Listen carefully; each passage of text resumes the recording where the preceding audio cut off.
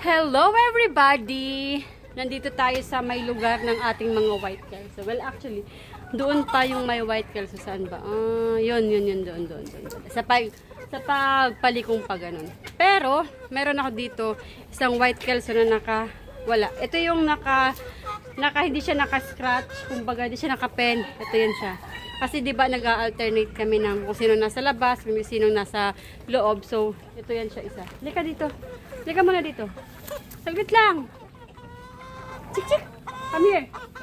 In-stab niya ako. So, itong video na to, may nangumusta lang kasi si Aldrich Clifford. Sabi niya, Aling Nimay, mag-video ka naman ng mga white kelso mo. So, ito ay para kay Aldrich Clifford at saka syempre sa mga iba pang nakasubaybay sa akin. Lalong-lalo na rin sa mga misis na may mga asawang mahihilig sa manok. So, let's start our day. Syempre guys, bago ko puntahan yung mga white kelso, dito na muna tayo sa ating mga girls, sa ating mga inahin. So ngayon, ititrain ko yung sarili ko na hindi ko na sila tatawagin na girls or ladies. Although, ganun pa rin sila. Pero bilang mga manok na mga babae, tatawagin ko na silang inahin. Or dumalaga, kung dumalaga pa yun. Para masanay na ako. At para rin masanay na yung mga misis nyo na nag-aalaga, anong girls? Baka mamarinig, paano sinong girls? Yung pala, yung mga manok yun. So, yun guys and girls. Ito ay ang mga linya kung nasaan yung aking mga brood hens or mga inahin. Oy, maliban pala dito, hindi sa atin to, no? No, hindi yan sa atin. So, hindi ko siya i-claim na akin. Baka mapagalitan ako ng may-ari. So, ito lang, si Lucky. Yan. Siyempre, yung ating kasunod na golden sweater, si Miss Yu. Tapos si Buttercup, yung ating white kelso. Siyempre si si Malagandang, yung ating pioneering na pioneering. Matanda na talaga, tinawag na pioneering. Yung ating matandang manok, si Malagandang yun.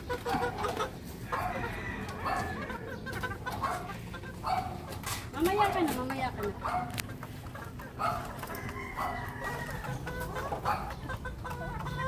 Dito rin sila kakain kasi saka maarawan. Ganyan. Nagwawala na si Buttercup. Sino nang kumain?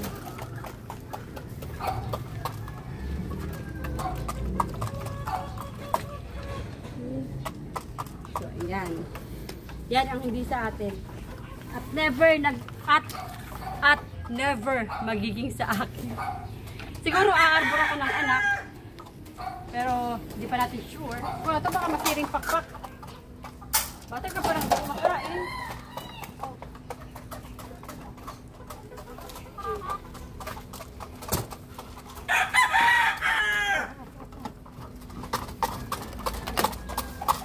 Parang hindi kayong kumakain.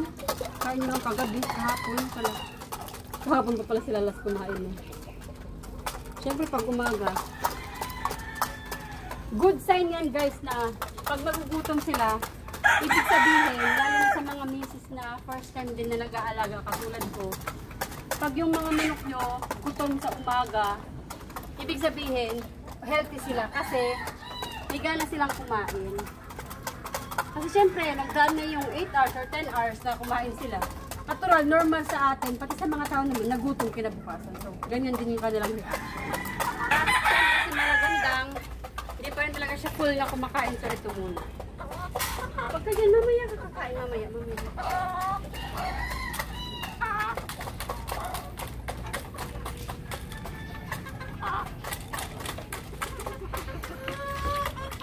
Oo, mamaya. Kakain ka na, sunod. Kakain ka na. Kunin ko lang yung itlog ni Buttercup. Ang ganda. Bago nga to. Ang ganda. Ang linis, oh. Ganda. Ang linis. Mainit-init pa. Guys, ngayong settled na ang ating mga alaga. Ito naman papakainin ko na yung ating naka-free range. Masosyal. Naka-free range na white kelso. Ayun siya. Nag-aantay na yun. Meron siyang sariling kainan. O, ito na.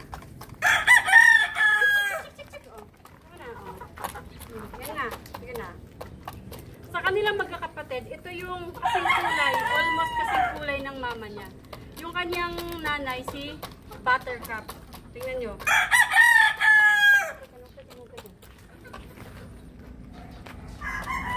Yellow leg niya. Tapos naman, mamaya, makain pa kasi. Gusto ko sana siyang kuhanin, tapos pakita ko sa inyo. Pero mamaya, pagkatapos niya kumain, papakita ko sa inyo, kukuhain ko siya. Pero ngayon, puntahan muna natin yung mga nakapen. Sakto lang yung pagbalik natin, tapos na siya kumain. Sa aking mga white kelso, si Notorious pa lang yung may pangalan. Actually, yun yung kanyang pangalan. Nung maliit pa siya, tinatawag namin siyang Notorious kasi masyado siyang mapang-away sa kanyang mga kapatid. So ngayon, tinawag namin siyang Notorious. Hanggang sa lumaki-laki na siya, hanggang sa ganyan na siya kalaki, ay naku, nang aaway pa rin siya ng kanyang mga kapatid. So, yan si Notorious.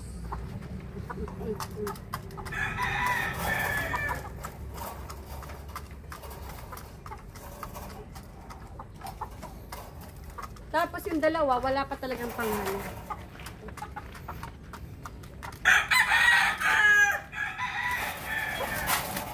Ito naman kasi, hindi naman pangalan yung Barikoto eh.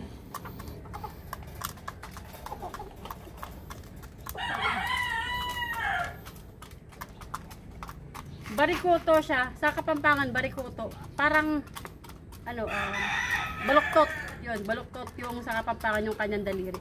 Kasi guys, kung mahipapansin nyo, baluktot yung kanyang daliri, oh. Sa mga nagsasabong, may mga nagtatawag na, ano na yan siya, reject na yan siya. Pero, yung iba naman, yung ginagawa, daw, ang iba ginagawa, pag ganyan, tapos may potential daw yung manok, pinuputulan na lang nila. Hindi ko lang alam kung tama ba yung pagkakarinig ko na pinuputol na lang nila para hindi maka-bother sa manok yung kanyang paa, yung kanyang baluktot na daliri.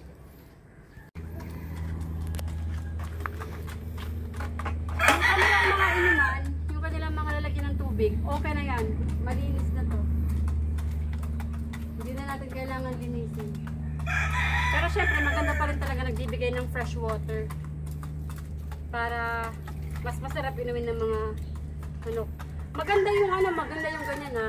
Hindi sila nauubusan ng tubig, lalo na kung maalinsangan. Iba yung mainit sa maalinsangan talagang panahon. Di ba minsan wala namang araw pero maalinsangan yung pakiramdam natin. Pati yung mga manok, ganun din. So kailangan nila ng tubig na iniinom.